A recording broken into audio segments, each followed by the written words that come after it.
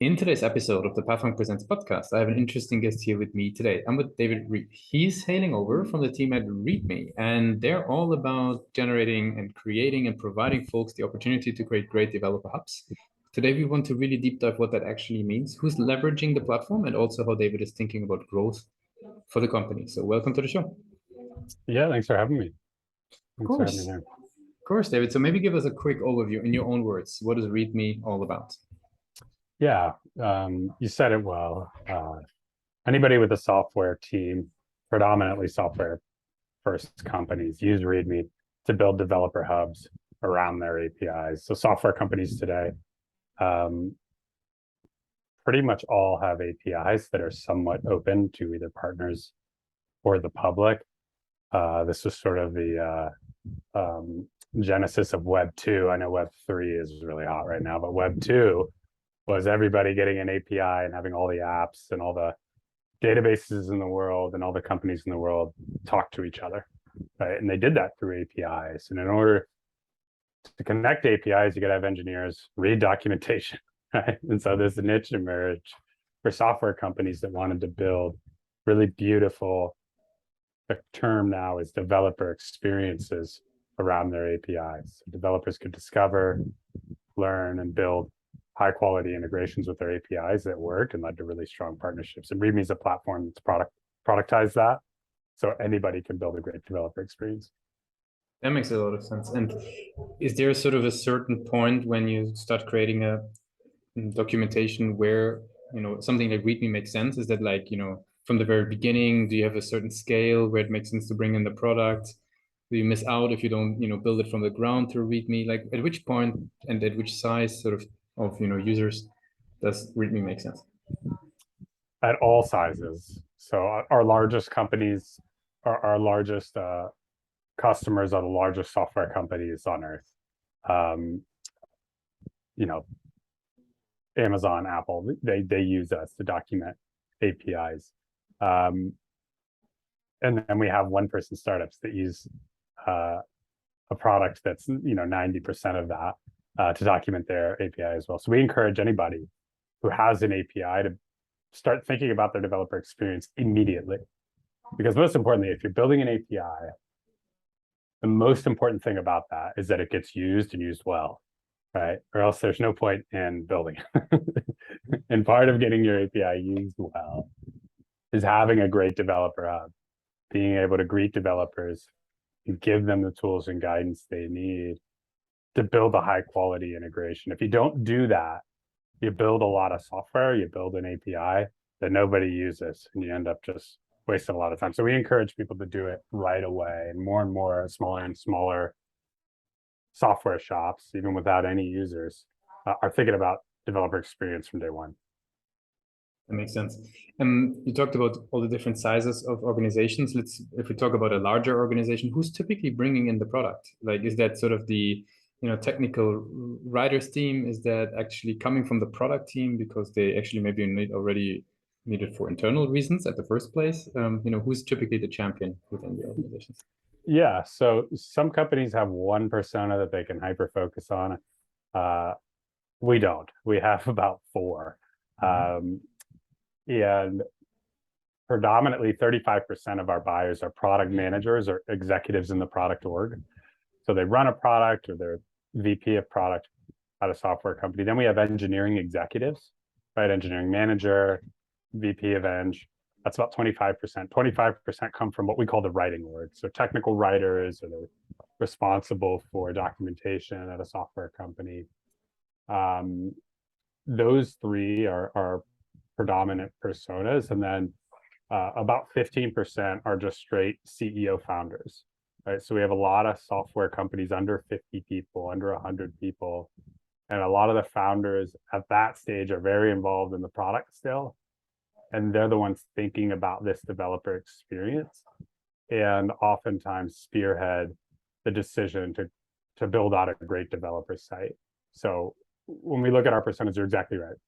Mostly product, because they're thinking about a product as a cohesive unit, and they're thinking about the UI as well as the API. But we get a lot of buyers from engineering, tech writing orgs, and then just executive teams as well. Makes sense. What would you say, like, how do these folks actually learn about ReadMe? Like, do they, what's their journey looking like? Do they read, like, for example, other documentations, just like the experience? Does the website play a role? What channels do you think, are relevant in your scenario? So both of those are very, very relevant. We're very lucky.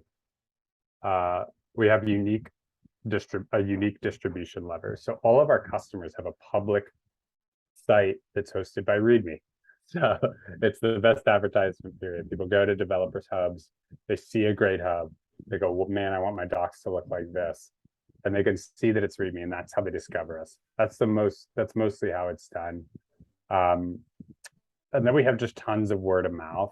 Like, we've always been great word of mouth, and that stems from being early to market with this type of tool in 2015, and there wasn't anything on the market like it. And always focusing on having a really great product that users have a good experience with.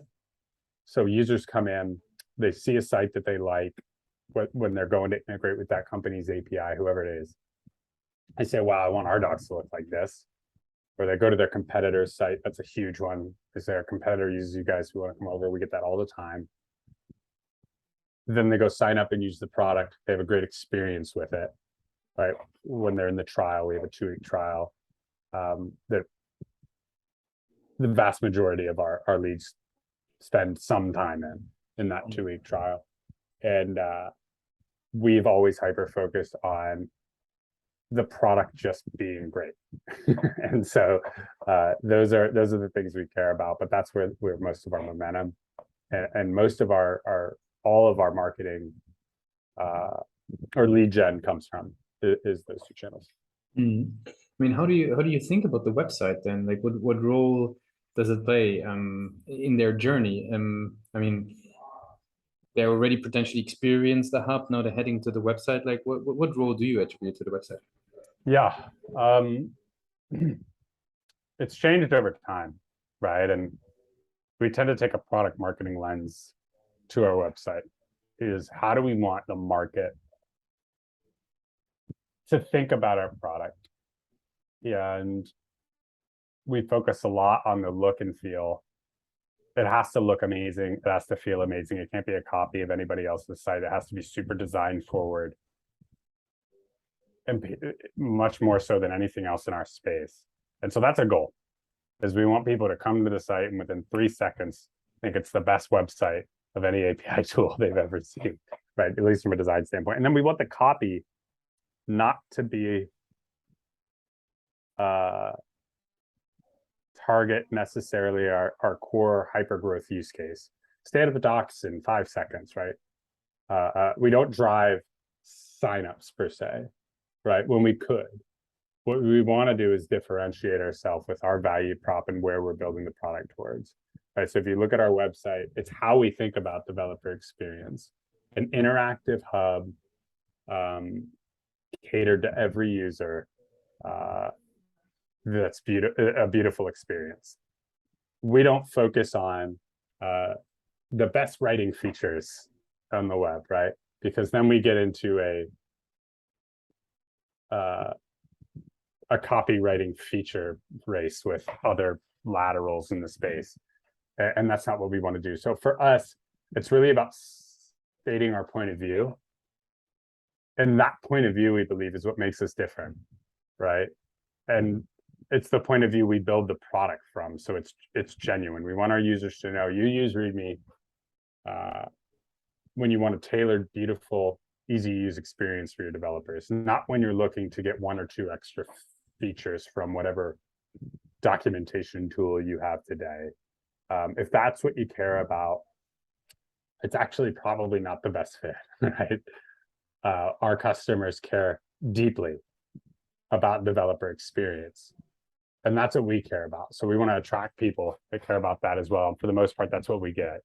And it makes really good partnerships then, because then the folks that come to us,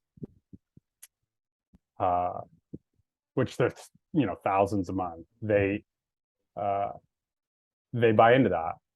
And they say, I want to buy into ReadMe. I want to focus on this on this perspective for our developer experience, not just this is just some interchangeable tool that you know, I'll pay attention to the space, and if some other tool has a more features in a year, I might switch to that. We don't want to set that sort of behavior up with our website. So for us, it's about impressing the people that come to our site with our design forward thinking, and really stating strongly our perspective on developer experience, because we feel like everybody that comes to our site needs to know how we feel about developer experience, not what features we have and what discount they'll get if they'll sign up today or whatever like that. That's not long-term what we feel is the best for our business. And we don't feel like that's a product forward approach. We want to take a very product forward approach with our website. Makes sense. One thing that I was curious about, because you were talking about the scale there a little bit, you're on the website, I can see you got, you know, the getting started, people can jump into the product, you have a demo as well. How do you think about that? Like, what, you know, there's very obviously two very different routes people can take. Developers are typically notorious to, you know, jump in and just do them themselves. Like, you know, what role do you personally feel the demo actually plays?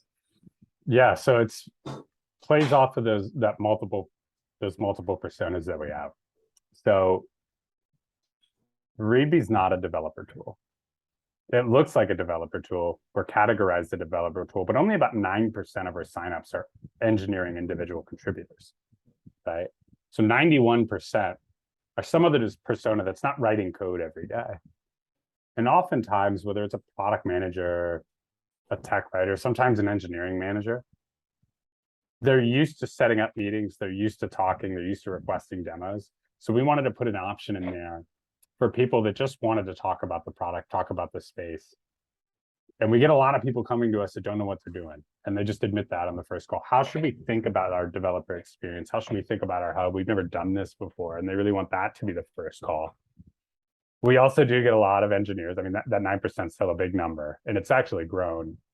We get more and more engineers every year, it seems like. And there are plenty of engineering managers and technical product managers that will dive into the product, and they do every day. So we have both routes. And recently we've added the book a demo, and we've been we never really had that before. And all the users that do that, we've realized it's probably better that they booked a demo before they got into the product, just for that specific user on that call, right? Not everybody. A lot of people, we say, just go right into the product, give it a trial. We encourage every technical user or every user that writes, like technical writers, like the actual users of the product, we encourage to go in and use it. But if you're a technical decision maker, if you're a product person who cares about strategy, maybe a CEO that cares about its APIs, the API strategy of your company, and you just want to talk with a company that has a strong perspective on that, that's what the book of demos for. And we put it up there as an experiment. We didn't know what would happen. And we certainly thought about that. Do we want to cannibalize our signups here? Is it a little clunky having both flows? Like most companies typically don't have both flows. They typically pick one or the other. And there was a lot of fear around that. But for us, it's worked. And, you know, it just shows that every company's different. And there is no right path forward, but you have to know your personas and experiment. And if you do that, things will work that you don't expect. And the book a demo button certainly did. It worked, and we didn't expect it to. And since we've launched it, our credit card tiers have actually shown percentage growth as well. So there's still, it doesn't look like from a data perspective, anything's getting cannibalized. And then we get to talk to a lot more folks about developer experience every day, which is something that we're happy to put, you know, man hours into doing. Very cool. No, that definitely gives us an idea about the journey of people getting started. Now that we talked about sort of the product a bit, the users, how you think about growth, I would love to learn a little bit more about yourself and your role. Now, there's so much content out there on how you could keep on educating yourself on growth and sales and marketing and the likes. Where do you personally like to educate yourself? Like, what would be sort of your go-to resource places for you personally to keep on, you know, educating your skills? Yeah, I always find the most impactful content for me is not anything like reading helps.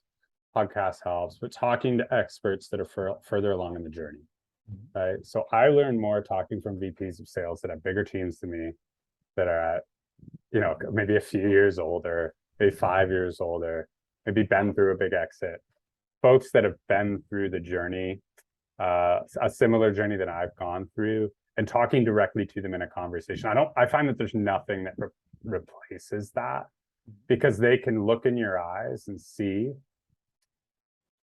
what you're going through, or what you're about to take on, or mistakes you've made, and they can make genuine suggestions that are pointed and tailored towards your journey.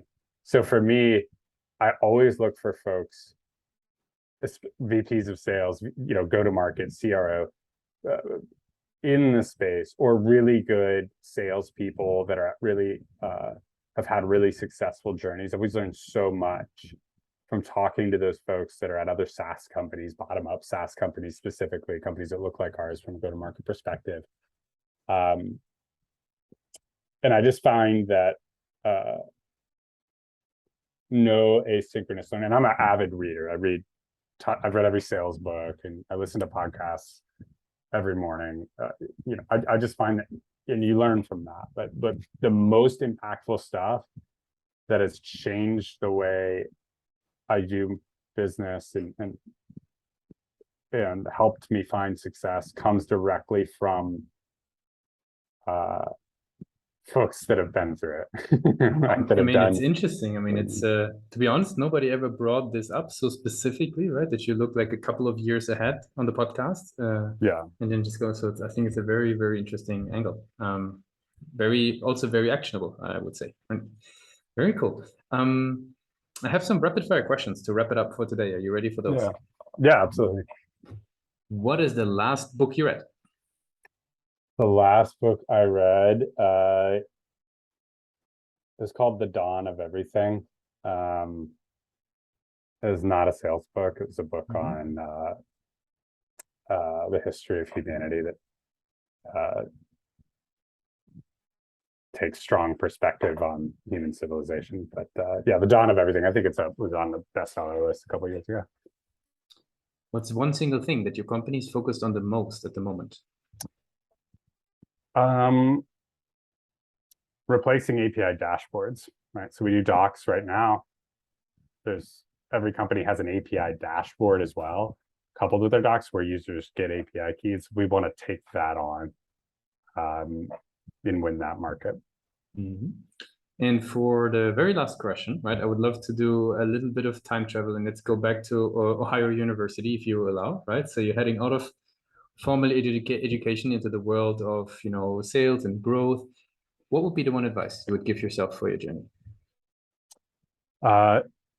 Don't worry about what anybody else is doing.